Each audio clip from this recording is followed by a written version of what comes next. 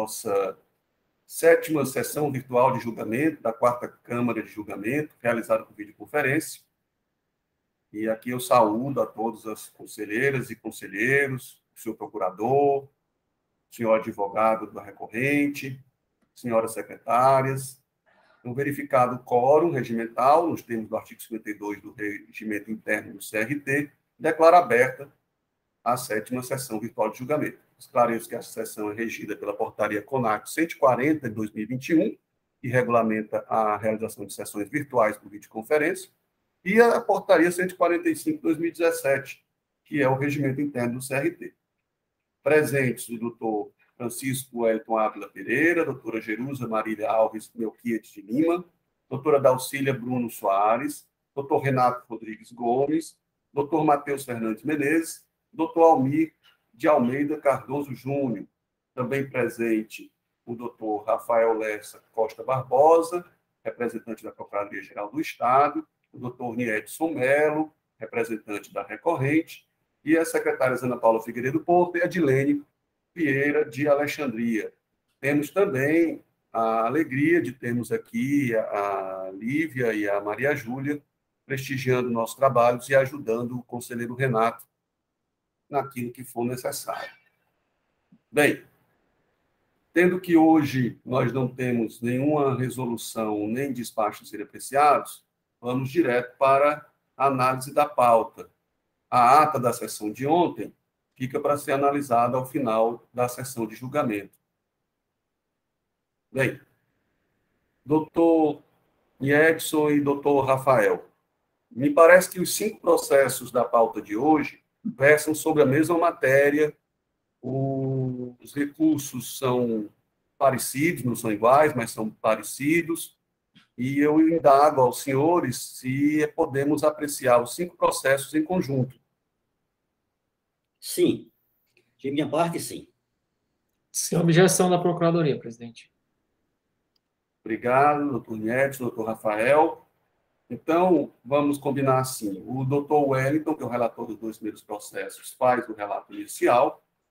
Em sequência, o 3º e 4º processos são da relatoria da doutora Jerusa, que fará a complementação, trazendo as peculiaridades dos seus autos e complementando alguma coisa que for necessária em relação ao doutor Wellington. E, por fim, o doutor Almir, que é o relator do 5º processo, fará a complementação do relato, trazendo também as peculiaridades do seu processo.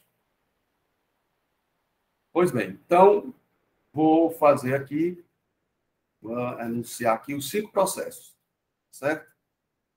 O primeiro processo de hoje é o de número 13290 de 2013, auto de infração 2013-10715, recorrente Cibaia Tabacos Especiais, recorrido célula de julgamento de primeira instância. O segundo processo 13314 de 2013, auto de infração 2013-10754, com as mesmas partes. O terceiro processo é o 13316 de 2013, auto de infração 2013-10690, também com as mesmas partes. Processo de recurso 13317 de 2013, auto de infração 2013-10702, com as mesmas partes, é o 4º processo de nossa pauta. E, por fim, o 5º processo é o 13318 de 2013, auto de infração 2013-10677. Todos os 5 processos foram julgados procedentes em primeira instância. A assessoria processual tributária manifestou-se também pela procedência em todos os 5 processos. Vamos ao relato, iniciando pelo doutor Wellington. Doutor Wellington, por gentileza. Vamos nós. Senhor presidente, doutor Michel, doutor procurador, doutor Rafael, senhoras e senhores conselheiros, doutor Niedson Melo, a nossa secretária aqui presente, boa tarde a todos. E as assessoras também, né, da parte, que acompanham também a sessão, muito boa tarde a todos. O processo que, ora, estou encarregado de relatar é o processo de número 3290 do ano de 2013, que se refere ao auto de infração 2013-107-15, que tem como contribuinte Cibahia Tabacos Especiais Limitada. É um contribuinte sediado no estado de São Paulo, e o período dessa infração aqui, desse auto de infração, corresponde ao período de julho de 2008 a abril de 2009 e junho de 2009 a setembro de 2012. Esse auto de infração foi lavrado no ano de 2013, esse julho de 2013. Tem como principal R$ 4.408.939 e multa de igual valor. Foi indicado como artigo infringido o convênio ICMS 37 de 94, e foi aplicada a penalidade prevista no artigo 123.1c da Lei 12.670/96. No relato da infração, os auditores relatam falta de recolhimento do imposto, no todo ou em parte, inclusive o devido por substituição tributária, na forma e nos prazos regulamentares. O estabelecimento deixou de reter parte do imposto devido por substituição tributária, na forma estabelecida no convênio ICMS 37 de 1994, em decorrência de liminar obtida no processo 2005.000.23789, dígito 4, mas a parte hora lançada não está protegida pela liminar conforme informação complementar anexa.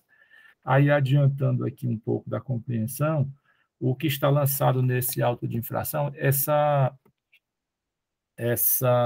esse recolhimento de ICMS substituição é em decorrência da comercialização de fumos e seus derivados, cigarros, fumos e seus derivados, oriundos de outros estados, destinados ao estado do Ceará. E a parte tem uma liminar contida nos autos, que era vigente a uma determinada época, que eu vou citar quando eu chegar nessa parte, que protegia a empresa de que fosse cobrada multas e juros em decorrência do lançamento de ICMS substituição tributária pela exclusão do IPI, né, pela inserção do IPI na base de cálculo do ICMS. A liminar protegia a parte de que não deveria ser incluído o IPI na base de cálculo da substituição e impedia que o Estado cobrasse qualquer encargo sobre digamos assim, esse procedimento da empresa.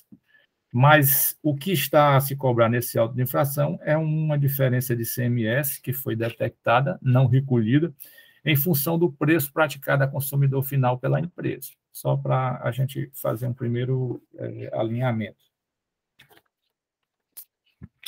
Nas informações complementares, a gente tem o demonstrativo de composição do crédito tributário por cada período, né? O auditor fiscal, ele traz toda a narrativa de como essa fiscalização se iniciou. E aí eu vou te pensando aqui só algumas coisas para não ficar muito cansativo o relato, né? Uma das indicações que tem nas informações complementares: a empresa nunca solicitou sua inscrição junto a este Estado na condição de contribuinte substituto, e por não ter tal inscrição, obriga-se ao recolhimento do ICMS retido antes da saída da mercadoria de seu estabelecimento, devendo uma via do comprovante de pagamento do imposto acompanhar o trânsito da mercadoria até seu trânsito, na forma do que disciplina o convênio 81/1993. E aqui ele colaciona a determinação do convênio, né? Cláusula 7ª. Poderá ser concedida ao sujeito passivo por substituição definido em protocolo e convênio específicos que são no cadastro da Secretaria da Fazenda de Finanças ou Tributos, na unidade da Federação Destinatária das Mercadorias, mediante remessa dos seguintes documentos. Isso aqui é para que a empresa goze de uma certa condição de recolhimento do ICMS substituição. No caso de não havendo, já deve ser recolhido logo de plano quando da remessa das mercadorias lá da unidade para o estado do Ceará, em guia específica para esse estado, cujo imposto se faz direito. E aí ele vem trazendo outras observações em relação ao fato de não ter havido diligência pessoal dos agentes ao estabelecimento fabricante, né? Compreendeu-se ser dispensada a necessidade de credenciamento junto ao Estado de São Paulo, na forma definida no parágrafo único da cláusula 9ª do convênio 81. a fiscalização do estabelecimento responsável pela retenção do imposto será exercida conjunta ou isoladamente pelas unidades da federação envolvidas nas operações, condicionando-se a do fisco da unidade da federação de destino, o credenciamento prévio na Secretaria da Fazenda, Economia ou Finanças, né? O credenciamento prévio previsto nesta cláusula será dispensado quando a fiscalização for exercida sem a presença física da autoridade fiscal no local do estabelecimento, o que de fato ocorreu dessa forma. E aí, entrando na parte de embasamento do lançamento, os auditores fiscais fazem a narrativa de como se procedeu o levantamento fiscal, né? Um outro item que eu vou trazer aqui para esclarecimento. Em diligência ao estabelecimento distribuidor de cigarros das marcas fabricadas pelo estabelecimento fiscalizado, em outubro de 2010, resgatamos cartaz indicativo do preço de venda do cigarro Leno, onde custa que a vintena, né, no caso aqui é o maço com 20 cigarros, fica avaliado em R$ 2,75. Aqui foi uma das provas que o auditor colacionou como preço sugerido ao consumidor final, que na ação fiscal desenvolvida, só um outro trechozinho trazido nas informações. A ação fiscal em curso é decorrente da necessidade de obter as informações necessárias para atender ao contido nos termos de retenção ou apreensão de mercadorias e documentos fiscais no controle do trânsito de mercadoria nas operações de entrada interestaduais destinadas a distribuidores de cigarros deste Estado. Para as operações provenientes do estabelecimento ora fiscalizado, bem como, eu esqueci de mencionar, essa auditoria foi iniciada mediante uma informação produzida no trânsito de mercadorias, bem como visa apurar o valor do imposto que deixou de ser recolhido em função da medida liminar citada e providenciar o lançamento de ofício do crédito tributário, respeitada a sua inexigibilidade enquanto permanecerem os efeitos da liminar. Considerando os produtos fabricados pelo estabelecimento fiscalizado, o instrumento normativo do regime de substituição tributária para fumos e cigarro é o convênio ICMS 37 de 94, que, em sua cláusula primeira, impõe a condição ao fabricante e ao importador de fazer a retenção e o recolhimento do imposto devido nas operações subsequentes. A composição da base do cálculo do imposto devido por substituição tributária obedece ao que disciplina a cláusula segunda do convênio ICMS 37 de 94. Cláusula segunda, a base de cálculo do imposto para fim de substituição tributária será na saída do produto com preço máximo de venda a consumidor fixado pelo fabricante, o respectivo preço. E aqui é onde reside a divergência de interpretação entre a base de cálculo da substituição tributária e a apresentada nos documentos fiscais pela empresa. Se eu estiver indo muito rápido, vocês podem avisar, né? Tinha um comentarista aqui, que hoje é falecido, aqui da Rádio Verdes Mares, que ele dizia assim, quando o mingau é quente, a gente começa a comer pelas beiradas, né? É por isso que eu estou fazendo aqui uns recortezinhos para poder a gente entender basicamente de que se trata a autuação. Perfeito. E aí, os agentes autuantes, mediante as informações contidas nas provas obtidas em relação a preço fixado a consumidor final e aqueles preços lançados nos documentos fiscais, foi efetuado um recálculo do ICMS devido por substituição, e aí, relativo aos produtos indicados em cada auto e em cada período, são cobradas as diferenças. Esses para os de hoje. Os do momento futuro, que vai ser... vão ser julgados posteriormente, aí sim já se referem à inclusão do IPI na base de cálculo, que é uma outra matéria que não interessa hoje. O que interessa é só saber que ela não está contida nesses lançamentos. E aí a gente vai fazer um histórico do que aconteceu em relação a esse processo. Esse processo ele foi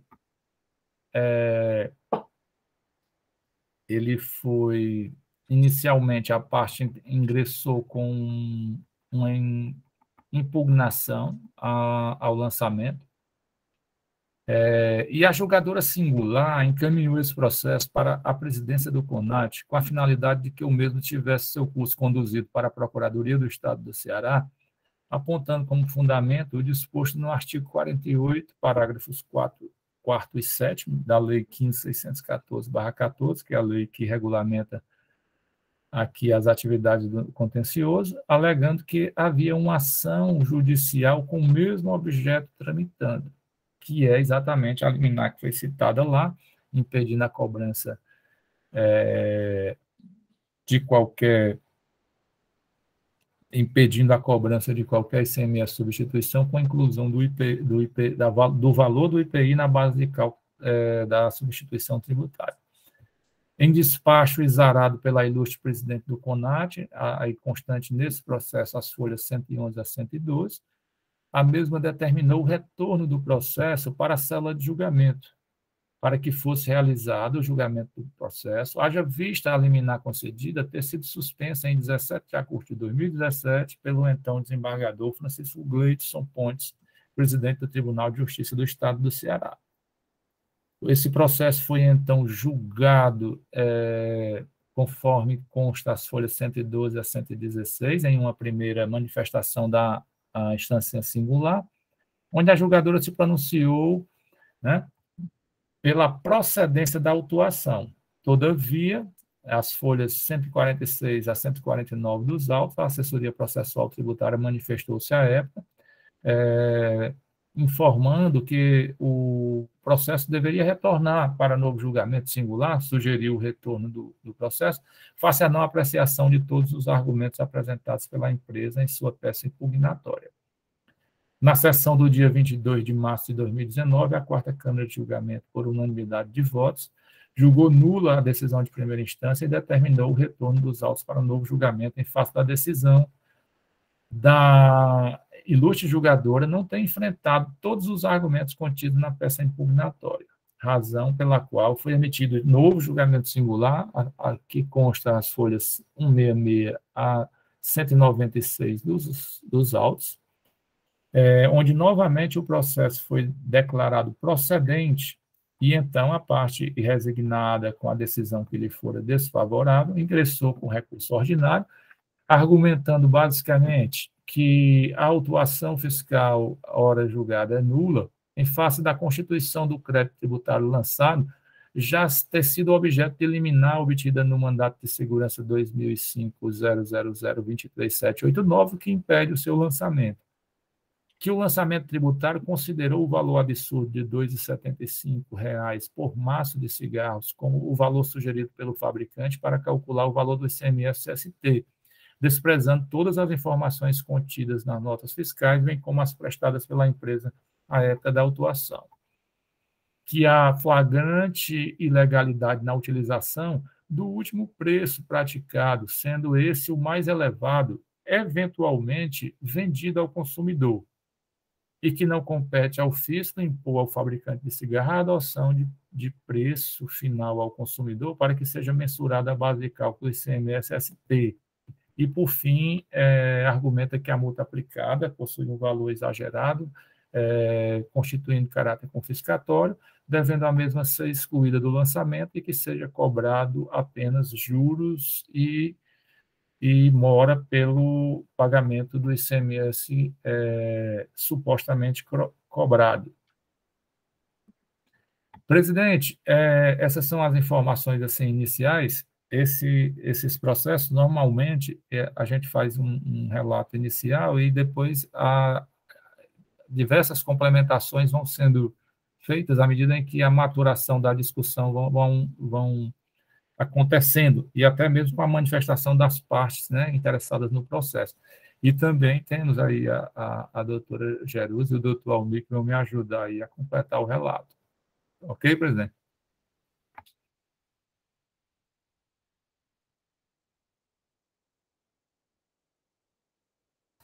Tá sem o áudio, presidente. Estou sem áudio, doutora Jerusa também. Obrigado, doutor Wellington. Doutora Jerusa, por gentileza. Pois não.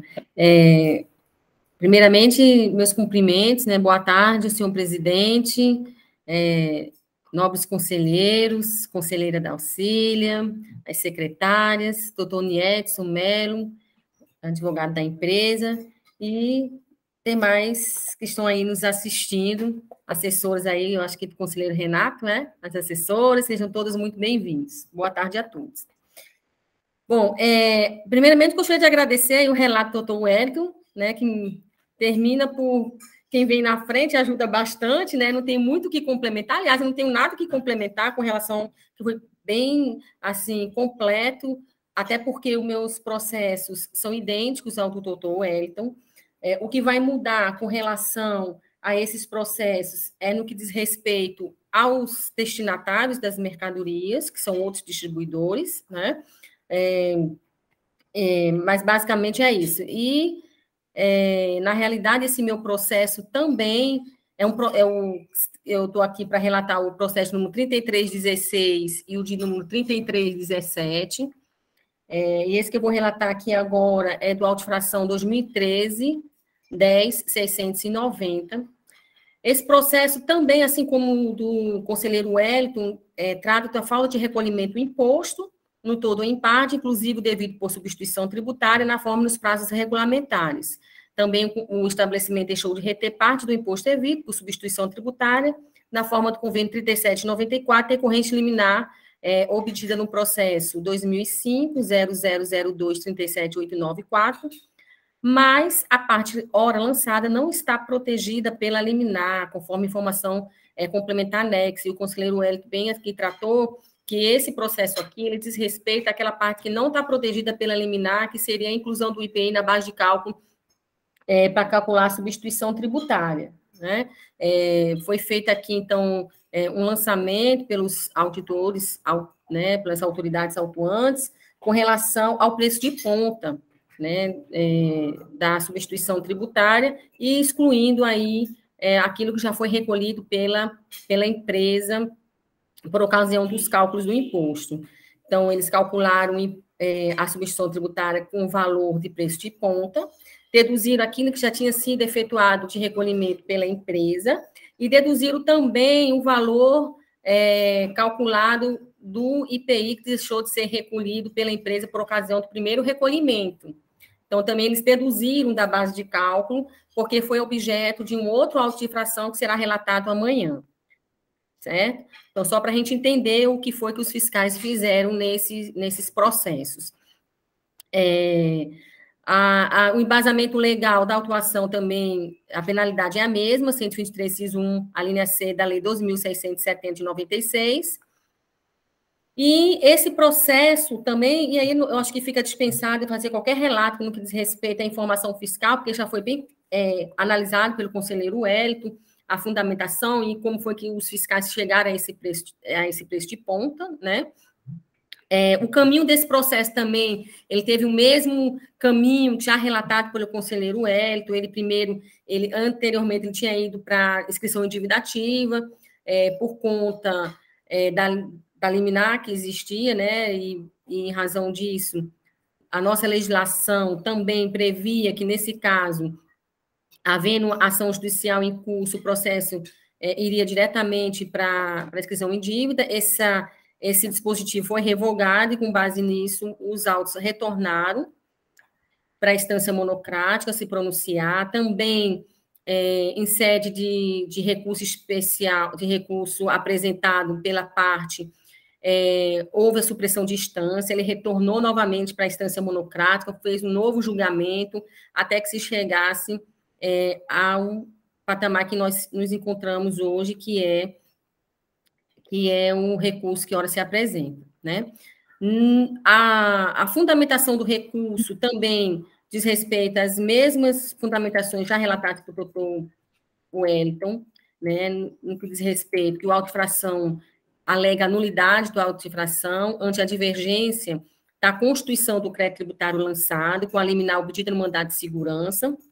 Então, tem aqui uma arguição de nulidade. Alega que a liminar concedida determinou que a autoridade coatora se abstenha da prática de ato coativo ou punitivo decorrentes do recolhimento antecipado do ICMS em regime de substituição tributária em favor do Estado de Ceará. efetivado pela Impetrante, calculado com exclusão do IPI na base de cálculo, ocorridos diretamente para empresas comerciais atacadistas. Alega também que o fisco não se limitou a constituir o crédito tributário do CMS-ST ante o montante do IPI, mas impôs a base de cálculo do imposto mediante um preço aleatório de cigarro vendido no varejo, no valor de R$ 2,75 por maço, que a mensuração de base de cálculo pelo fisco dentro por parâmetro o último e mais elevado preço do cigarro eventualmente vendido ao consumidor final constitui forma oblíqua de ser esquivada à ordem judicial, que não compete ao fisco impor ao fabricante de cigarro a adoção de preço final ao consumidor por quem ele mensurar a base de cálculo do ICMS-ST, mas somente a lei, que não bastasse a desobediência da ordem judicial, a fiscalização aplicou multa punitiva de uma vez o valor do imposto, e que a concessão de liminar e mandado de segurança é causa de suspensão de exigibilidade do crédito tributário, logo não é cabível a aplicação de multa punitiva. Alega também que, em se admitir na hipótese do ICMS-ST ser considerado devido, incidiria apenas juros de mora sobre o valor da diferença do imposto, já recolhido anteriormente, que jamais poderia ultrapassar o percentual de 20% do valor do imposto, sob pena de resultar em confisco. Que já se efetivou, e aí acrescento aqui também, no relato do conselheiro Wellington, a questão da decadência alegada pela parte, né, que já se efetivou a decadência dos lançamentos, cujos fatos geradores teriam ocorrido no período de janeiro a junho de 2008, e, consequentemente, a extinção do crédito tributário nos termos do artigo 150, parágrafo 4º, combinado com o artigo 156.5 do CTN. E, no final, ele pede aqui a improcedência do lançamento. A assessoria processual tributária se manifestou pelo conhecimento do recurso ordinário, negando o provimento, a fim de que fosse confirmada a decisão proferida na instância singular, que é de procedência do lançamento. Esse é o relato dos autos de infração, dos autos que eu estou aqui sob a minha responsabilidade, e fica aqui no aguardo dos debates futuros, para que a gente possa adentrar aí nas matérias. É isso, senhor presidente. Obrigado, doutora Jerusa. Presidente, só um acréscimo. Pois não, doutor. No meu processo, como o período aqui é julho, inicia-se em julho de 2008, não teve essa menção à decadência, tá certo? Que é o primeiro, caso né, da doutora Jerusa. O segundo também? O segundo me parece que tem decadência, não? O segundo processo, eu deixei ele para comentar depois, tá certo? Uhum. Mas se o senhor quiser, eu posso fazer logo o comentário em relação a ele. Acho que a diferença é só mesmo a questão da decadência, né? Que ele tem um período que o recorrente pede a decadência, não é isso? Exato. Né? Perfeito, doutor Wellington. Obrigado, doutora Jerusa, mais uma vez. Doutor Almir, por favor. Presidente, boa tarde a todos. O auto de infração da minha relatoria é o 2013-10.677, dígito 8, processo de recurso 3318 de 2013. Tá? A única diferença no meu processo é realmente o período, né, que meu auto de infração abrange especialmente o período de janeiro de 2008. Certo. Eu acho. Com relação às demais explicações, eu acho que o doutor Wellington e a doutora Jerusa já foram bem detalhistas no mérito do processo. Eu acho que realmente a única diferença é o período. O meu só tem janeiro de 2008. Muito obrigado, doutor Almir. Então, tendo sido realizados os relatos, vamos agora ouvir as partes. Inicialmente, doutor Rafael Barbosa, representante da Procuradoria-Geral do Estado. Por favor, doutor Rafael. Presidente, secretária, nobres conselheiros, nobre patrono da recorrente, meus cumprimentos a todos, todos os presentes, assessores, secretários. Muito boa tarde. Presidente, os autos de infração de hoje, eles foram muito plenamente relatados, né?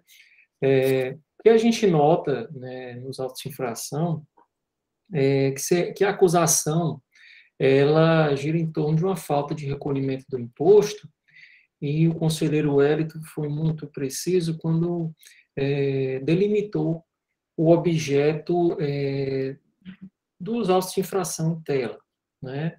Ou seja, seria com relação à falta de recolhimento do imposto em que a empresa exploradora do ramo de industrialização de tabacos teria a obrigação de efetivar a retenção do ICMS, substituição tributária progressiva, ou seja, o ICMS para frente, dos tabacos que ela produzia e comercializava, né? Então, se concentrava nesse industrial, por força desse convênio, a obrigação legal de efetuar a retenção do ICMS, substituição tributária de toda a cadeia, considerando se tratar de um industrial.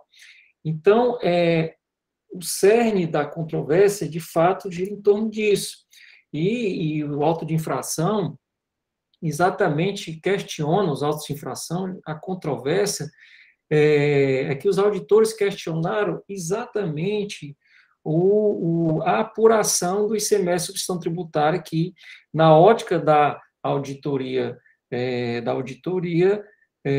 da Secretaria da Fazenda, não correspondia, de fato, ao preço que, de fato, ia chegar ao consumidor final e aquela apuração da base de cálculo que é prevista na Lei Candir, no artigo 8º, né? Então, o cerne, realmente, desses autos de infração seria nesse sentido. Compulsando aqui as provas dos autos, que a gente nota, inclusive, há registros da fiscalização, no sentido de que a empresa, não obstante a hora autuada em diversas oportunidades, não obstante tenha sido intimada para informar e colaborar com o fisco na apuração desse valor, e assim na constituição da base de cálculo e do fato gerador presumido, né, da substituição tributária, não obstante isso, a empresa notificada se quedou inerte em colaborar na apuração desse preço. Inclusive, há registros da fiscalização no sentido de que a empresa tentava, de fato, não informar esse preço ou esconder, de fato, o preço que era preço que de fato era praticado, ou seja, o preço que chegava, que esse produto alcançava no consumidor final. Então, tem um registro aqui, inclusive, de uma intimação que foi endereçada à própria empresa, em que ela realmente intimada para informar o preço sugerido dos tabacos que eram por ela industrializados, ela informou, a empresa, a hora atuada, informou especificamente que não poderia dar essa informação, inclusive dá há registro disso nos autos no processo administrativo. Então, o que se nota, presidente, que, de fato, nos autos de infração, a empresa, a conclusão a que chegou a fiscalização é que a empresa tinha um saldo de ICMS a recolher, porque, de fato, toda a composição que é exigida na apuração do ICMS substituição tributária, aquela prevista no artigo 8º da Lei Candir, em que a base de cálculo para fim de substituição tributária ela deve levar em consideração a margem de valor agregado, o valor da operação, o montante dos valores que compõem todo o custo da mercadoria, ou seja, o preço que usualmente será praticado, considerando aí todo um levantamento de uma média ponderada dos preços que são coletados para se apurar, de fato, o valor do ICMS, ou seja, do fato gerador presumido, que é próprio do ICMS, na sistemática de substituição tributária progressiva, e não obstante isso, a empresa praticava um valor bem aquém daquele que, de fato, a mercadoria alcançava no seu preço final. E a administração fazendária efetuou um trabalho investigativo no sentido de coletar esses preços, de tentar alcançar qual era o preço que a mercadoria alcançava até o consumidor final, e nas suas conclusões, arbitrou, né, a nova base de cálculo, não aquela que foi estabelecida pelo próprio autuado, mas sim uma nova base de cálculo, essa base de cálculo que o fisco entende como a real, a que de fato reflete a realidade, e assim lavrou os autos de infração, cobrando a diferença. do imposto, né? O contribuinte, por sua vez, discorda desse entendimento e traz, na sua tese de defesa, do recurso, um entendimento no sentido de uma nulidade absoluta dos autos de infração, porque, segundo ela, o auto de infração contraria a ordem que ela obteve no mandado de segurança, ou seja, uma liminar obtida no mandado de segurança. Então, em razão disso, entende que há uma nulidade absoluta dos autos de infração em virtude desse mandado de segurança. O mandado de segurança ele é citado, de fato, no auto de infração, né, quando o agente fiscal promove a lavratura, faz a menção ao número 2005.00023.789-4, é um número antigo, né, o número novo desse processo é o número atual na plataforma ESAG, que corresponde ao mandado de segurança 000-6455-63 de 2005, né? Esse mandado de segurança, o objeto dele, como já foi até anunciado em alguns relatos pelos conselheiros relatores, ele diverge, ele não tem uma relação de congruência com o objeto de nenhum desses autos, né? Ou seja, aquele mandado de segurança, aquela liminar, ela trata especificamente da exclusão do IPI da base de cálculo do ICMS na substituição tributária. Ou seja, não se está tratando disso aqui, em nenhum desses autos de infração, né? Então, lá no mandado de segurança, de fato, a liminar que o recorrente ora autuado obteve foi no sentido de lograr êxito na sua pretensão liminar, que seria de obter a exclusão, de obter um mandado, uma decisão judicial, no sentido de que o fisco se abstivesse de incluir o IPI na base de cálculo do ICMS, substituição tributária naquelas operações em que ela realizava a retenção do imposto, como industrial. Então, esse não é o objeto desses autos de infração, porque aqui se está a tratar, de fato, da própria composição da aplicação do artigo 8º da Lei Candir, né? Ou seja, a apuração do preço que era praticado pelo ora autuado. Então, presidente, considerando esse esclarecimento, eu não vejo como acolher a tese da defesa no sentido de nulificar os autos de infração por, supostamente, esses autos de infração contrariarem o objeto daquele mandado de segurança, né? E ressalte-se ainda que o objeto fosse idêntico, houvesse uma relação de congruência, isso não impediria que o fisco promovesse o lançamento do crédito tributário, né, e promovesse também o julgamento por parte dos seus órgãos administrativos, órgãos julgadores, né? Isso não impede o julgamento por parte desse conselho.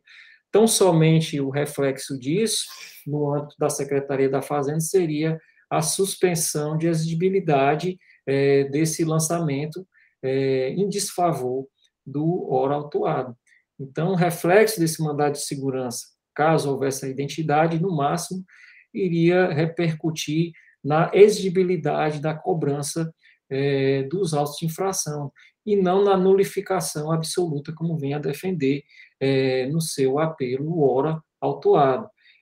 Outro ponto que é trazido pelo autuado é o pedido de exclusão da multa punitiva, que também eu vou opinar no sentido de que seja afastada, porque isso só seria possível se houvesse a relação de identidade da matéria. E a gente já pontuou que essa identidade não existe, ou seja, não só a auditoria fiscal, que já alerta, já adverte no sentido de que não há essa identidade já no corpo do auto de infração, e também verificando o teor sobre o que versa o mandado de segurança citado, de fato não guarda nenhuma relação de identidade com o objeto desses autos de infração. Então, presidente, com relação a esses dois pontos da defesa, que seria a nulidade absoluta em razão desse mandado de segurança e a exclusão da multa punitiva, com relação a esses dois aspectos, eu vou opinar no sentido de que isso seja afastado, de que a tese de defesa não seja acolhida em ambos esses pontos, né?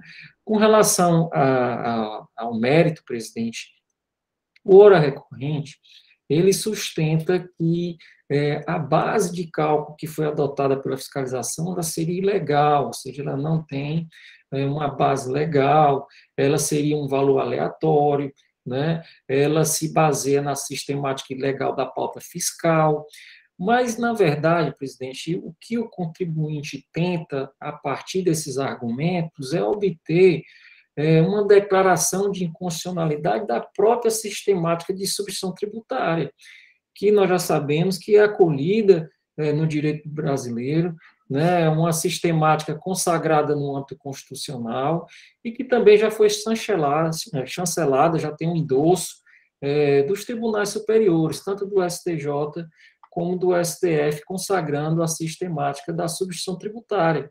Então, há vários precedentes do STJ fazendo a diferença entre aquilo que seria o valor presumido e aquilo que seria pauta fiscal, não se confunde, né? A pauta fiscal não se confunde com aquele valor presumido que é apurado no âmbito do artigo 8º pelo fisco, o artigo 8º da Lei Candir, em que se apura o preço, o valor presumido em que a mercadoria alcançaria no âmbito do comércio, até durante todo o ciclo da cadeia econômica até o consumidor final. Então, não se confunde o valor presumido, que é apurado no âmbito da sistemática da substituição tributária, com a pauta fiscal. E aqui não se trata de valor aleatório, porque, como já foi dito, a fiscalização empreendeu todo um trabalho investigativo, identificou, de fato, qual era o preço que a mercadoria alcançava no seu consumidor final e, além disso, oportunizou que o ora autuado informasse esse preço sugerido por ela mesma. E, não obstante isso, a empresa, de fato, o ora autuado, não colaborou nesse aspecto e o fisco fez uso, de fato, do seu poder dever legal de arbitrar o valor que correspondia à realidade. Então, presidente, considerando também esse aspecto, eu vou opinar em consonância com o parecer da SEAPRO, no sentido de acolher a procedência da acusação fiscal, de confirmar também a decisão singular no sentido da procedência. Só em último aspecto, eu vou pontuar apenas com relação à decadência, que foi também suscitada em alguns dos autos de infração, que também, presidente, é no sentido de afastar a decadência, por entender que, nesse caso, se aplica a disposição do artigo 173, inciso 1, considerando vários aspectos, considerando o dever do ora autuado, que era um dever que se exigia o máximo dele, né? Que seria justamente o dever legal de recolher o ICMS, substituição tributária, de todo o ciclo econômico, né? Então, pesava sobre esse contribuinte uma responsabilidade e, de fato, ele não honrou com essa responsabilidade prevista legalmente. E eu também tenho uma visão muito específica com relação ao dolo, né? O dolo, ele é uma conduta deliberada, né? É uma conduta que, de fato, ela se volta, ela pode ser identificada a partir de determinadas circunstâncias. E as circunstâncias que eu observo é que, de fato, o contribuinte tentava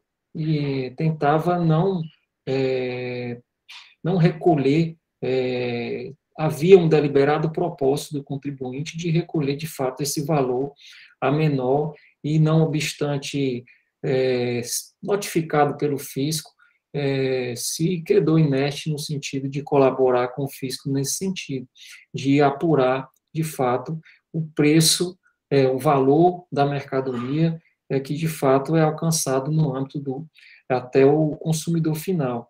Então, considerando esses aspectos, eu também vou opinar pela decadência, pelo afastamento da decadência, considerando o regime do artigo 173, inciso 1 do CTN, presidente.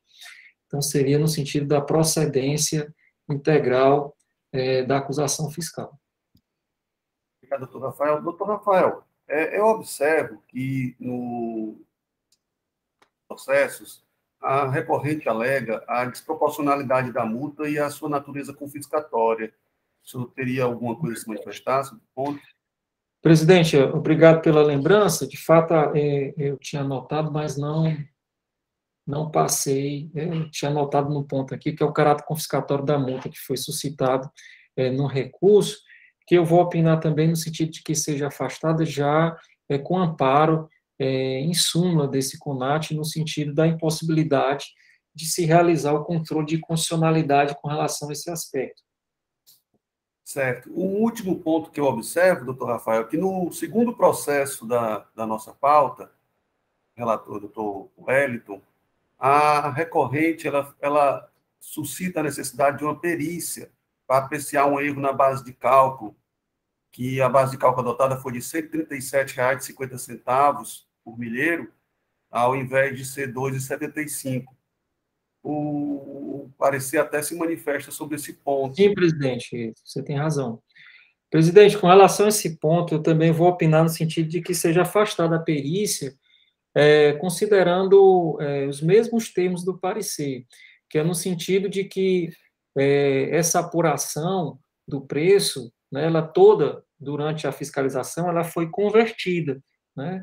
Então, esse preço que o hora recorrente suscita seria o preço do milheiro, né? Então, a unificação da base do quantitativo, ela foi toda feita pela fiscalização, não havendo nenhum reparo a ser realizado. E, doutor Rafael, pelo menos pelo que eu verifiquei, são esses os pontos levantados nos recursos. Muito obrigado. Doutor Niedson, com a palavra, por favor, nos informe as razões do seu recurso, por gentileza. Senhor presidente, doutor Michel, cumprimento mais uma vez,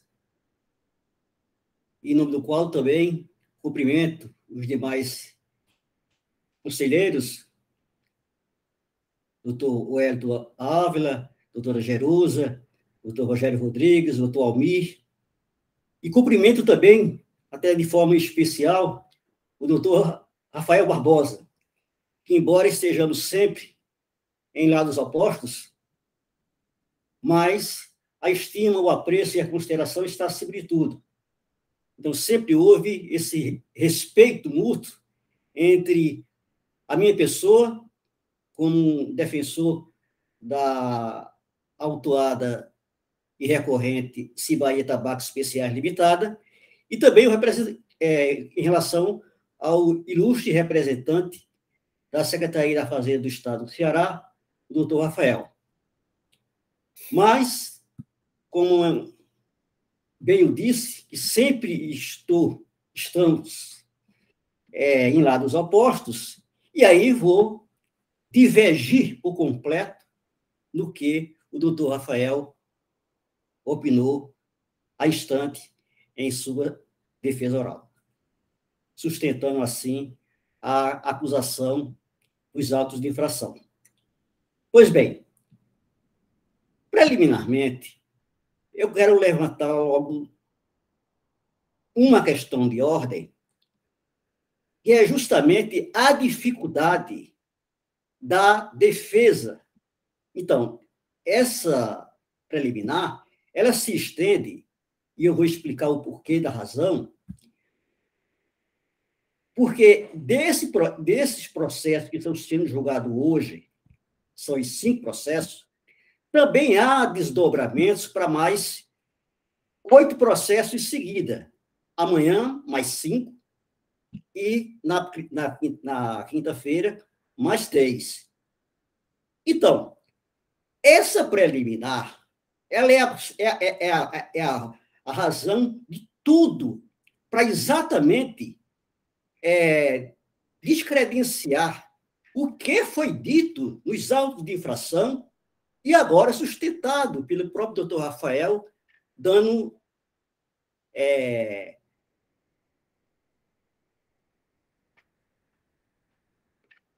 procedência, vamos dizer assim, aquela alegação dos autos de infração. Pois bem, desde a impugnação, a primeira instância, nós levantamos preliminares da extrema necessidade da realização da perícia. Por que a perícia? Porque o fisco, ele fez um lançamento e fez um formato de uma planilha e sobre a qual ele fez o restante daquele mesmo formato que estava sendo feito em 2008. O período de fiscalização de 2008, de janeiro de 2008 a 2012, de janeiro de 2008 até junho de 2011, as notas fiscais no ramo de cigarro eram emitidas com base em quantidades de milheiro. Tá? De milheiro. A partir de junho de 2011, essa nota fiscal passou, todas as notas fiscais passaram a ser emitidas não mais com base em milheiro, e sim com base no maço de cigarro, ou seja, na quantidade de 20 cigarros, um macinho de carteira normal. E a fiscalização foi o que ele fez. Em todos os autos de infração dos meses de junho de 2008 a junho de 2011 em diante, até 2012, setembro de 2012, ele permaneceu colocando os valores, tá? As quantidades, como se milheiro fosse. E aí, então, o que era proporcionalmente ao preço do que ele chegou ao consumidor final, que seria de R$ 2,75, calculou-se a mesma quantidade de maço. Tá? O cálculo está sendo feito, doutor Rafael, a R$ 137,50, não a R$ 2,75, porque não se está tratando aqui mais de junho de 2011 a setembro de 2012 de milheiros, e sim de maço. Por isso que os autos de infrações que serão, os recursos que serão julgados amanhã, doutor Michel, nós temos uma autuação total de mais de 2 bilhões e 400 milhões de reais. Estou falando em bilhões. Talvez seja a arrecadação do ano do estado do Ceará como um todo. Talvez não chegue a isso. Imagino eu que, pelo menos nesse período, com certeza não. Mas foi assim que fizeram. E os agentes fiscais, inicialmente, fizeram o quê? Fizeram a intimação e, mesmo sabendo que a sede da empresa era do estado de São Paulo, e nunca e jamais a empresa teve registro especial no estado do Ceará, a fiscalização tinha, por obrigação e necessidade, ser acompanhada pelo fisco também, e principalmente, do estado de São Paulo. Quanto a isso, preliminarmente, o auto de todos esses autos de infração, esses de hoje e os demais, são manifestamente nulos, só por isso. Ponto. A outra parte, que é gritante, é exatamente o cerceamento de defesa para fins da perícia. Por que a perícia? Necessária e imprescindível nesse caso. Justamente, doutor Rafael, para demonstrar que aquele cálculo ali do fisco embora por ilustres auditores fiscais, não quero fazer nenhum juízo de valor, mas o lapso, podíamos dizer assim, é inadmissível. Vamos observar, eu quero chamar a atenção do senhor logo de hoje. Esses auto-infração, doutor Wellington, doutora Jerusa e doutor Almir, observe os valores que estão sendo levantados exatamente nesses auto-infrações, em relação aos valores que vão ser observados no julgamento dos processos de amanhã. E é justamente por isso que, desde logo, eu requeiro em sede de preliminar, novamente, a suspensão do julgamento deste processo e determine-se a perícia para verificar se realmente aqueles valores que estão lançados são corretos. Porque, veja só, o fiscal, no relato, ele diz uma coisa, a defesa, a decisão recorrida, fala exatamente aquilo, mas na hora que se calculam os valores, especialmente para trazer o preço o valor do tributo supostamente devido, é que se trai essa diferença. Mas vou adentrar nisso mais adiante, com mais profundidade, amanhã. Hoje me limito ainda apenas para questionar e dizer que o processo é nulo desde o início, por as duas razões. Primeiro, agora estou arguindo, dizendo que a fiscalização não obedeceu o critério do acompanhamento fiscal do fisco do Estado de São Paulo também. Não foi. Ponto. Segundo, porque a negativa de perícia é um cerceamento de defesa gritante. Por quê isso? Porque se está atribuindo ao fisco um dever discricionário e até um dever de lançamento vinculado, lá que estaria no parágrafo 1 do artigo 142 do CTN, e como se verdadeiro fosse aquele lançamento. Pois bem, o princípio do direito tributário, o direito administrativo, principalmente o direito administrativo, preza especialmente pela chamada verdade material. E nós estamos diante de inverdades materiais. Ou seja, o fisco está faltando com a verdade. E, com isso, em função dessa inverdade que o fisco fez, os lançamentos tributários foram constituídos, estão a nível de defesa administrativa, com base nela, também o julgador da primeira instância entendeu desnecessário, ou seja, nós estamos dando ao fisco, ao Estado de São Paulo, ao Estado do Ceará, a possibilidade, na remotíssima hipótese de ser negado provimento a esses recursos, um tipo de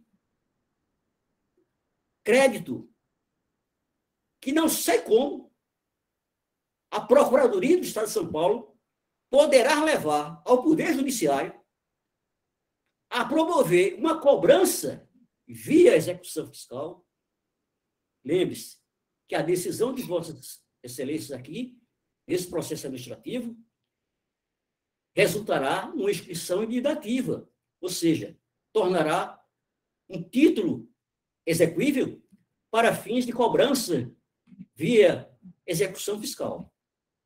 E como, eu imagino como o fisco, como a Procuradoria do Estado do Ceará, levará ao Poder Judiciário uma cobrança indevida e sabendo que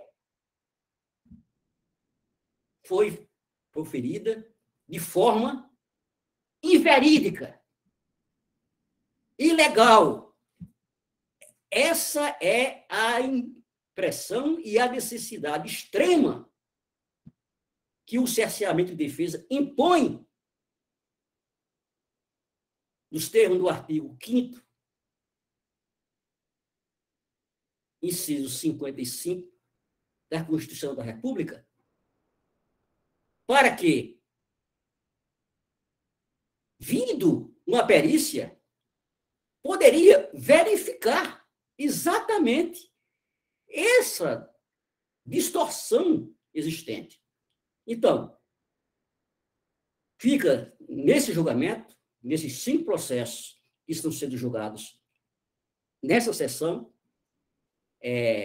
já a impugnação de cerceamento de defesa, exatamente para fins de localizar e buscar a chamada verdade material do ato administrativo, que, repito, mais uma vez, é uma inverdade.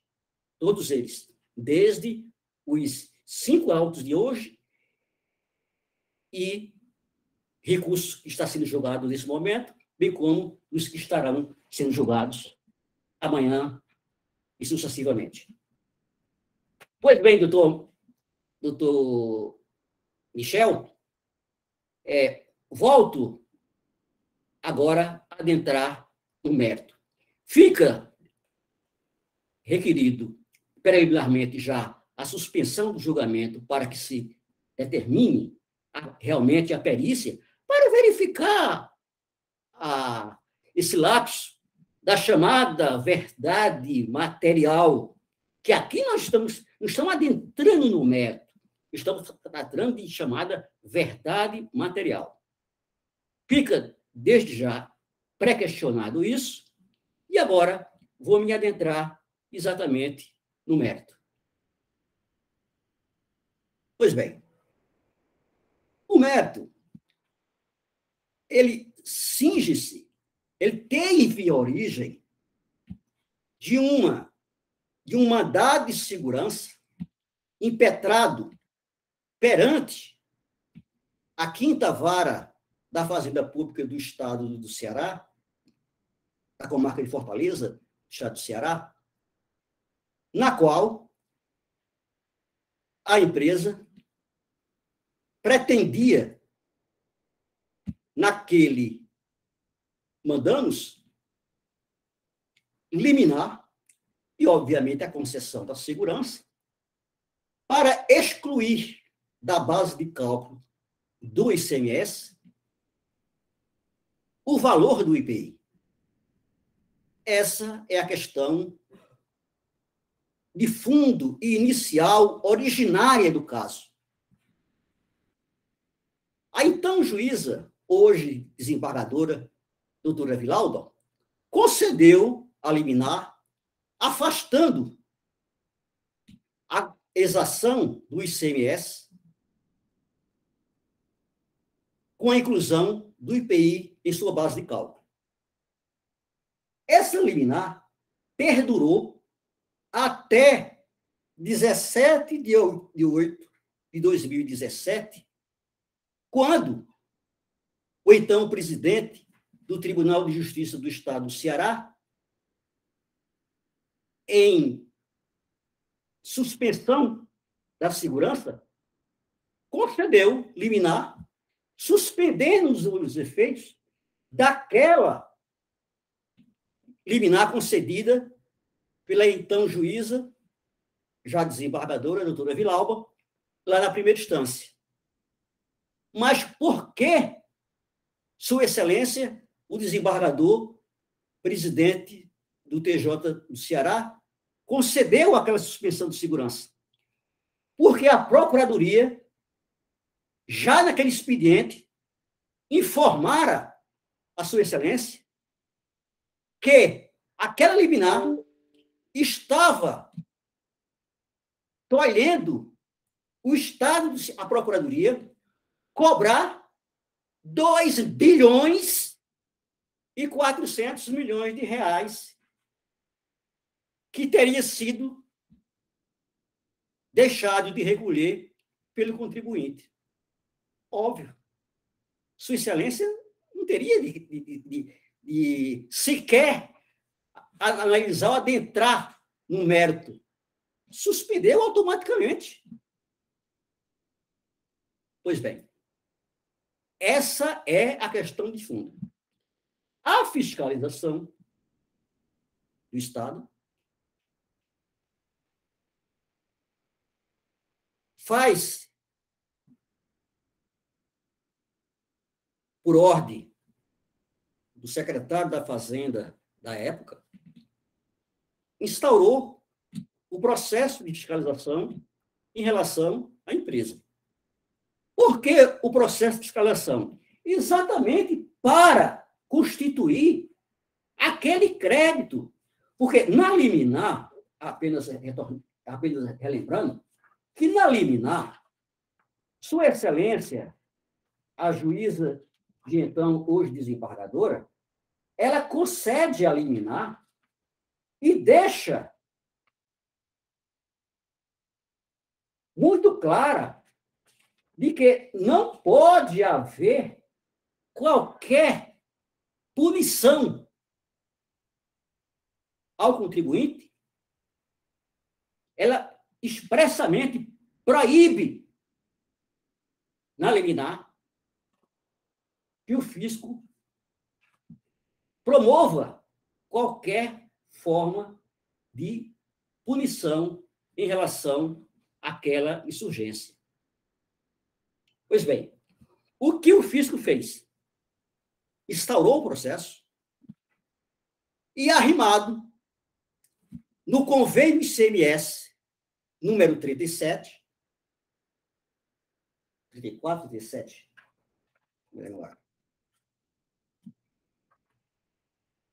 que era o convênio para fins de tributação de cigarro, que até então, esse convênio, ele é antigo.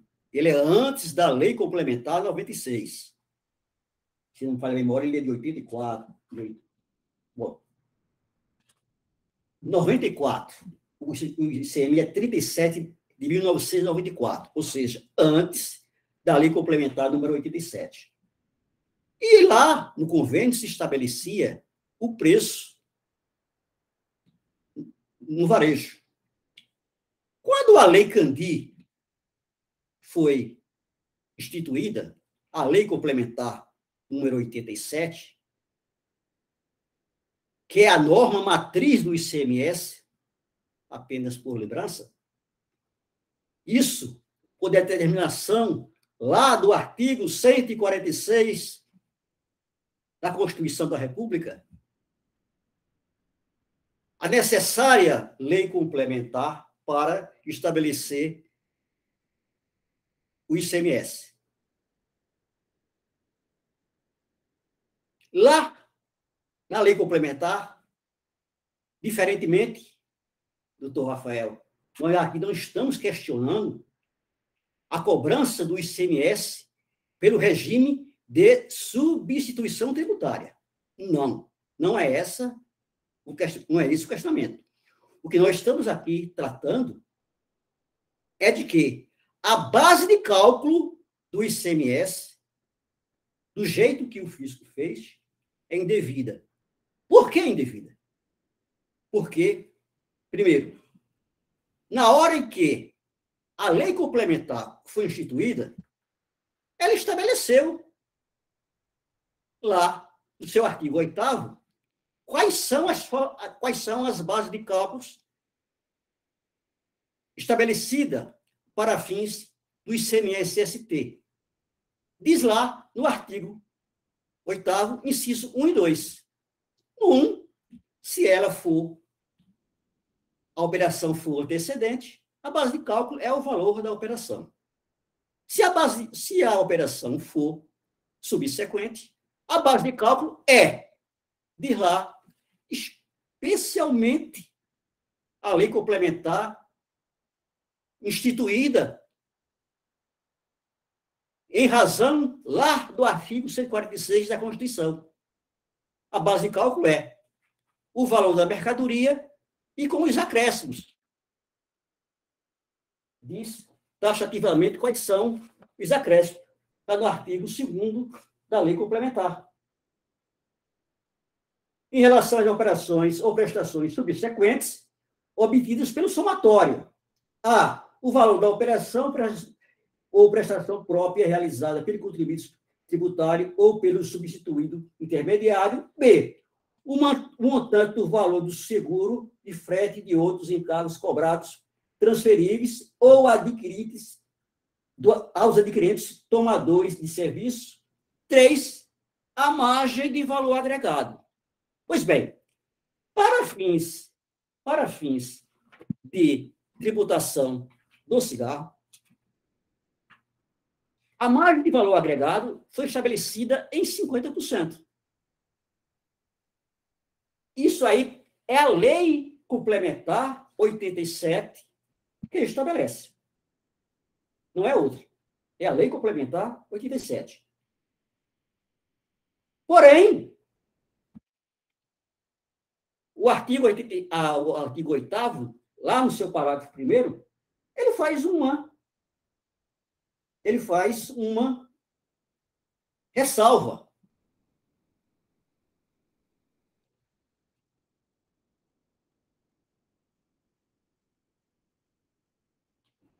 Que ressalva?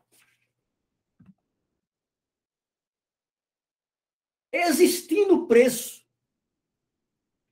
a consumidor final, poderá, vou colocar lá entre aspas, poderá, a lei, também vou colocar entre aspas, a lei, atribuir esse preço com forma de base de cálculo.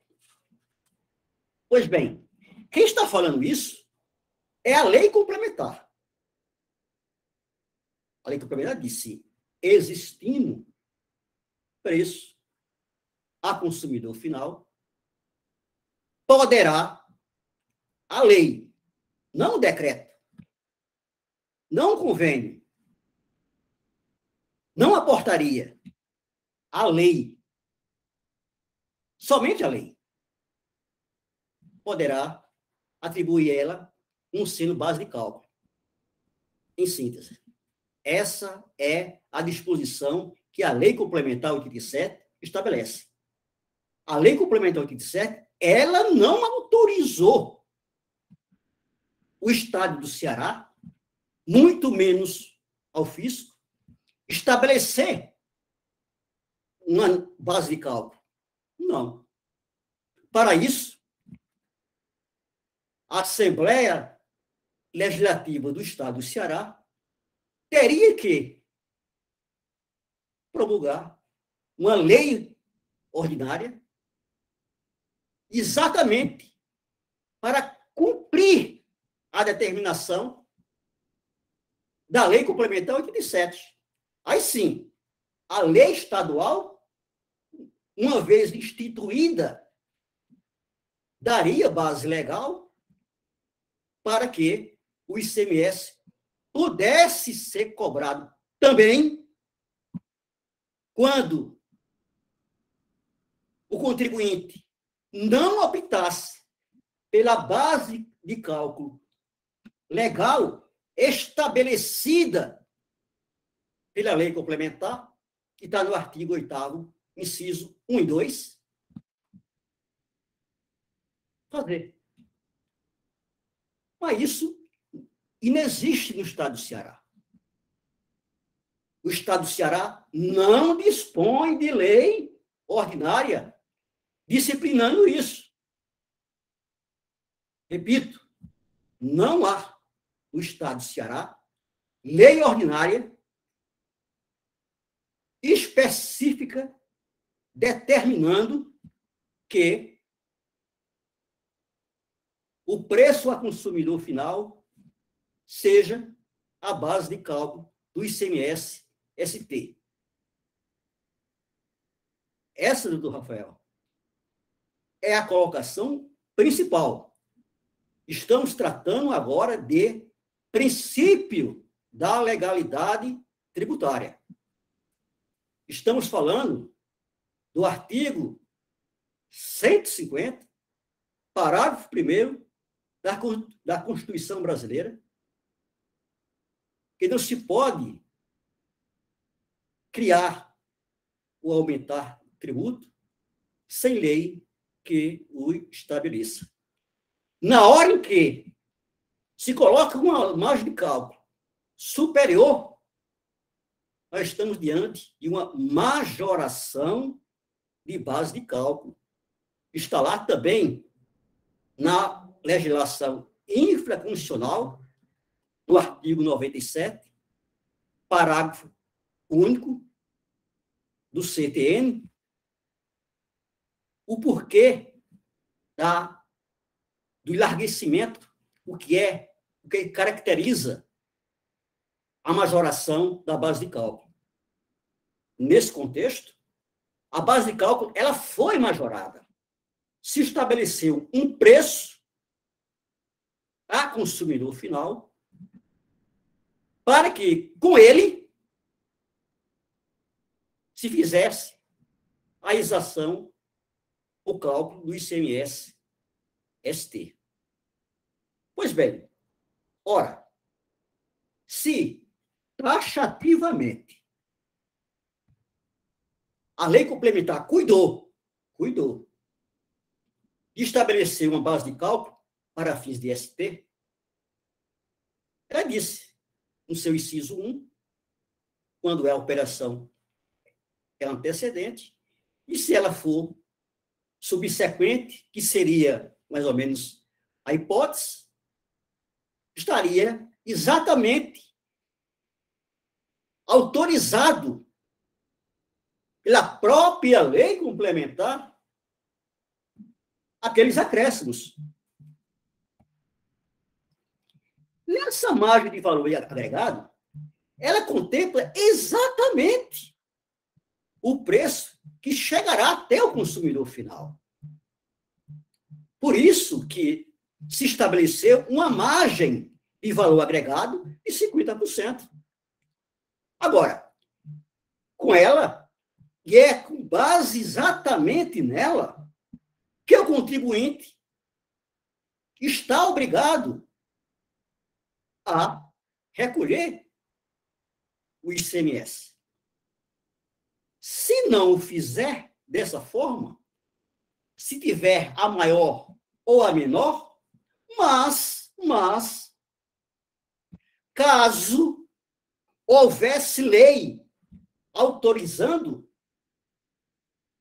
ele poderia, o contribuinte, estabelecer como base de cálculo aquele valor.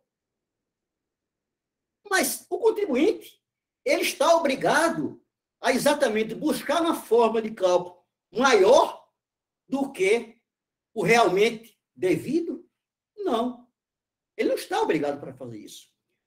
Por quê? Porque ele está obrigado àquilo que está determinado. Não. Se está fixada, o valor é aquele. Vou dar apenas um exemplo. Se voltarmos à Constituição brasileira, quando ela trata de base de cálculo, ela diz lá, taxativamente, de que o valor do IPI não pode ser exclui do valor da base de cálculo, do ICMS, o valor do IPI, naquelas operações que ali se estabelecida entre contribuintes referente a produto destinado a comercialização ou a industrialização, e que constitui fato gerador dos dois tributos. Contribuintes, ali, nós estamos tratando, contribuintes do ICMS. Pois bem, é o que está lá no artigo 155, que assim dispõe sobre o ICMS. Pois bem, é exatamente a ausência da falta de base legal que não pode validar uma base de cálculo. Porque se o agente fiscal está obrigado, desde lá do artigo 37, que é o princípio da legalidade, da moralidade, e ali é onde nós voltamos àquela imoralidade da falta de verdade material dos autos de infração. O fisco está não só submisso ao artigo 37, mas também, em se tratando de ICMS, ao artigo 155 da Carta da República, ao artigo 12 da Lei 87, da Lei Complementar 87, a chamada Lei Candir, artigo 12, em se tratando de ICMS da operação própria, nós chamamos também de ICMS normal, e a base de cálculo lá do artigo 8º, 1 e 2. Essa é a regra. Pois bem, também quando nós falamos de que o regulamento do ICMS do Estado do Ceará não poderia e não pode apenas desvinculado que até então a base de cálculo estabelecida no convênio 37, ela está derrogada pela Lei Candir 87. O convênio 37/94, ele foi derrogado pela Lei Complementar 87. Aliás, já tinha sido derrogado até mesmo quando o convênio 66 cuidou aquele período de tramitação da Lei Complementar 87, aquele período, naquele período de estabelecer já critérios. Então, o artigo 37, que é a base legal da autuação, ele ainda existe. Ele perdeu a sua eficácia a partir da edição da Lei Complementar 87. E, mesmo que o convênio suplementar tenha havido, não estaria, em hipótese alguma, o Estado do Ceará, bem como o próprio fisco, fazer uma cobrança de forma com base apenas tão somente num convênio sem lei ordinária expressa. Lembramos que está lá na Constituição que o decreto simples, ele, quando é editado pelo Poder Executivo, ele é editado apenas para dar cumprimento à lei e, mais ainda, ao fiel cumprimento da lei. Ou seja, não pode o decreto ele larguecer os limites da lei. E a Lei Complementar 87 está clara. Ele estabeleceu uma base de cálculo.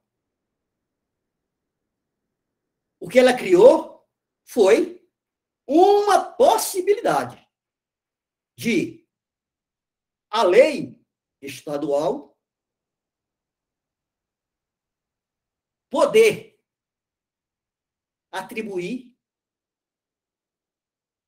como base de cálculo o valor sugerido pelo fabricante do produto sujeito ao regime ST até o consumidor final. Sem isso, doutor Rafael, ilustres jogadores, entendemos que falta base legal para a exação desse CMS. Essa é a nossa concepção em relação ao tributo. O Supremo Tribunal Federal, bem como o Superior Tribunal de Justiça, apenas lembrando, na jurisprudência, afasta por completo a tributação do ICMS com suporte apenas e tão somente no convênio. Ora, o convênio é uma reunião de secretarias de Fazenda de Estado sobre determinada situação que convenciona aquela situação. Uma vez convencionado, aí sim, o Estado está autorizado a, por meio de lei, dar cumprimento ou dar sequência àquela decisão lá no convênio ICMS, que chamamos via formalizado através do CONFAS. Essa é a diferença. Essa é a diferença que eu quero dizer que existe entre a Lei Complementar 87, que é uma norma matriz, a nível do ICMS nacional, ela faculta que, caso haja lei estadual, óbvio, específica, poderá se atribuir base de cálculo do ICMS com base em tal valor. Desculpe essa repetição, porque eu acho que isso é muito importante para que não tenhamos uma decisão administrativa também contrária à lei. Não podemos permitir que isso aconteça. Pois bem, por isso, no mérito, desde que se exclua os chamados erros materiais da base de cálculo constituída materialmente, de forma errônea, equivocada, com falta de verdade material, repito, data vênia, a existência, mas é para chamar a atenção que o lançamento não pode prevalecer. Pois bem, excluindo-se, desde lá, aqueles valores incluídos erroneamente, dos quais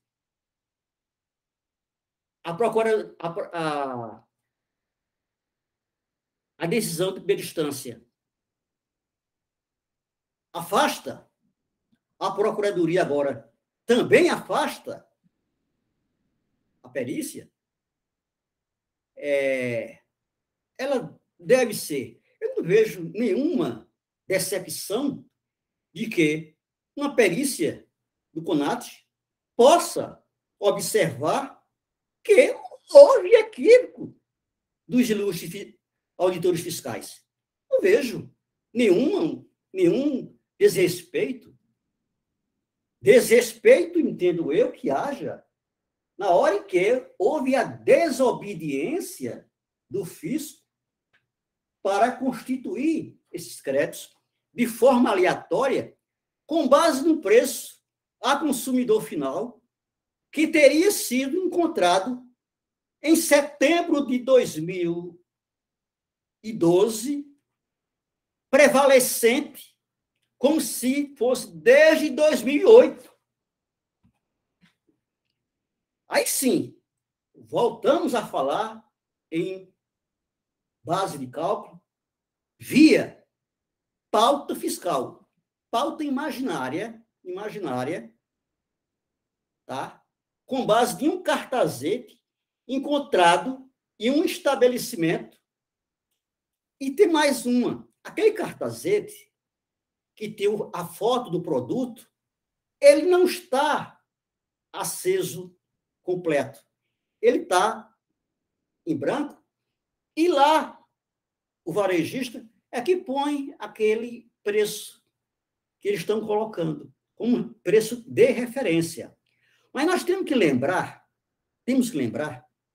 que o ICMS, nós estamos tratando de ICMS. Doutor Edson, por gentileza, me perdão. Vou concluir. Me perdoe, mas já estamos a ouvi-lo há 45 minutos. Se o senhor puder ir caminhando para concluir, seria interessante para que a gente possa começar a ser apreciadas as questões que o senhor suscitou. Vou concluir. Pois bem, aí nós estamos diante de uma finalização e procedência do lançamento integral em função da falta de base legal para tal fim. Pois bem, uma vez indevido o principal, indevido também por natureza, é a multa. E aqui nós tratamos da multa e que, lembre-se que estamos tratando de lançamento via ordem judicial que mandava excluir o valor do ICMS, o IPI da base de cálculo do ICMS-ST. Pois bem, e a fiscalização foi instalada exatamente para esse fim. Nós estamos arguindo que a multa ela é confiscatória. Por quê? Ela é confiscatória porque ela extrapola o limite. Ela foi aplicada sobre o valor do tributo, o valor integral do tributo fosse 100%. Bem, se nós estamos tratando que a empresa ela não praticou nenhuma infração e nenhuma ilegalidade em relação ao recolhimento do tributo, porque ela estava amparada com a ordem judicial, e vou repetir que a suspensão da ordem judicial foi feita em 17 de 8 de 2017. Até então, quando a lavratura do auto de infração em 2013, a liminar estava em vigor. Então, o crédito tributário só poderia ser constituído para, vamos dizer assim, para fins de evitar a decadência do lançamento em relação ao valor do IPI, que não está incluído na base de cálculo. Então, não cabe autuação da multa.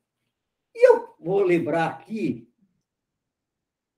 um parecer da PGE, número 87, de 2009, em que diz que, em havendo concessão de liminar, o crédito ele deverá ser constituído, aquele crédito que está sendo impugnado lá, ou seja, o valor do IPI que não está na base de cálculo, ele deve ser constituído sem multa, porque não há infração. Se tem uma ordem judicial autorizando, não há descumprimento de lei. O artigo 63 da Lei 9.430, que é a lei federal, é muito claro nesse sentido. E o próprio parecer da PGE, 87 de 2009, ela deixa claro que a auto de infração, o lançamento fiscal, nesse sentido aí, não pode ser constituído a penalidade para esse tipo de lançamento, porque, mais que o fisco fale, doutor Rafael, reitere aqui agora, não se trata de hipótese de constituição diferente daquilo que está do mandado de segurança. Sim, o mandado de segurança está explícito, ele é originário de todo esse lançamento. Vou repetir tantas quantas vezes. Por isso, doutor Michel, senhores jogadores, por isso que a perícia é de imprescindível, extrema necessidade, para observar que aquele cálculo que se levou de tributo não corresponde à verdade. Calculou-se bilheiro de cigarro, quando de fato era maço. E calculou-se o maço a partir de junho de 2011 até setembro de 2012, o preço de milheiro. Por isso que estamos diante não dessas, que é merreca, 13 bilhões, 14 bilhões, 8 milhões. Vamos falar a partir de amanhã de bilhões. Exatamente por essa falta de moralidade, por essa falta de verdade material do fisco cearense. E por quê? Por que o julgador da primeira instância e por que a Procuradoria também aqui agora reitera ou descarta a possibilidade de uma perícia? Não. Voltamos a dizer, insistimos que a perícia deve ser feita para exatamente enxergar. Não vejo nenhuma desconsideração ao fisco da auditoria fiscal do CONAT, dizendo, olha, realmente há um equívoco, vamos recalcular isso daí. Recalcule-se. Recalcule-se. Por isso, doutor Michel, agradeço a sua compreensão, principalmente ao doutor Wellington, a doutora Jerusa, a doutor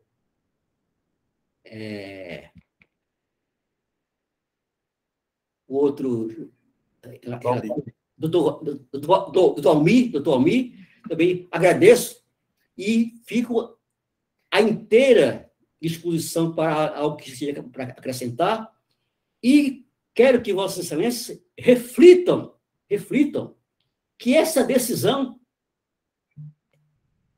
se contrária, ela vai autorizar a Procuradoria escrever um débito, um dívida ativa, e cobrar judicialmente. E eu não sei se o contribuinte, se o povo do Estado do Ceará poderá, no futuro, dizer e ficar satisfeito de que aquilo realmente foi feito pela decisão de Vossa Excelência. Por que eu digo isso? Porque vai ficar para o futuro.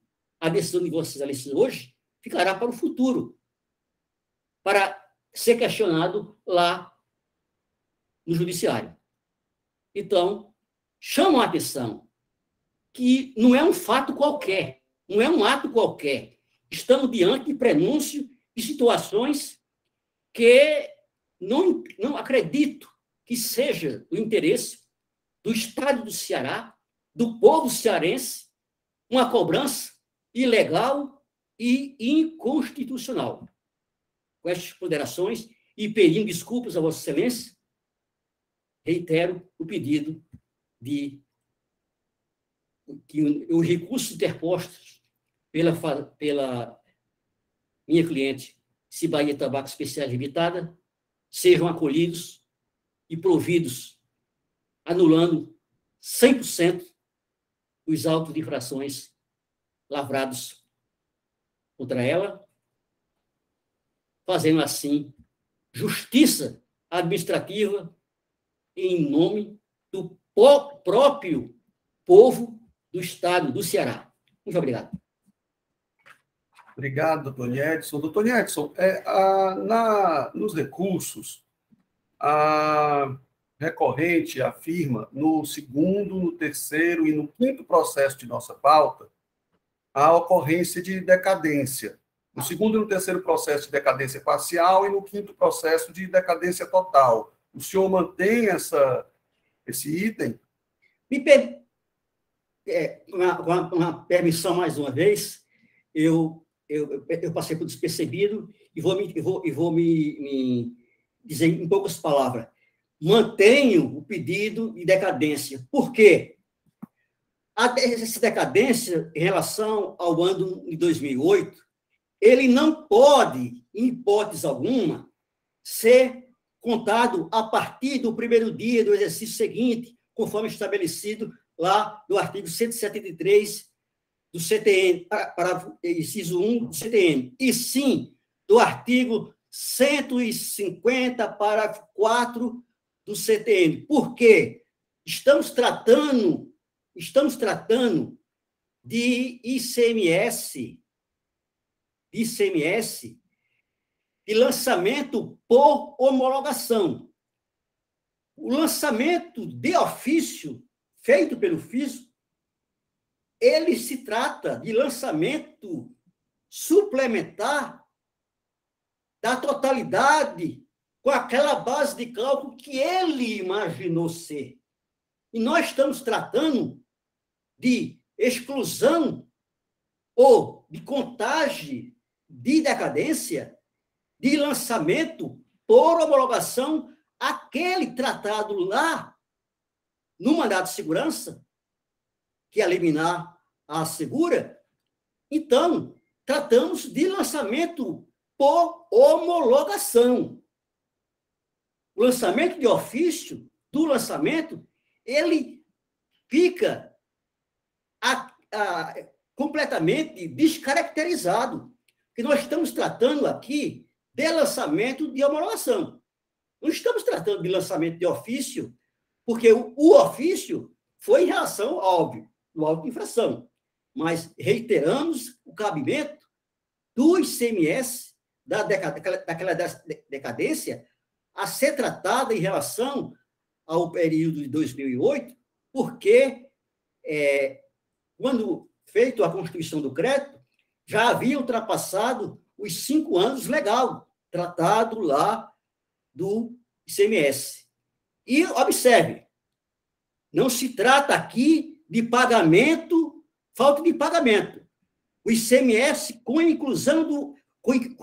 sem inclusão do IPI na base de cálculo, está paga, está comprovado nos autos, inclusive, os valores que foram recolhidos de ICMS-ST.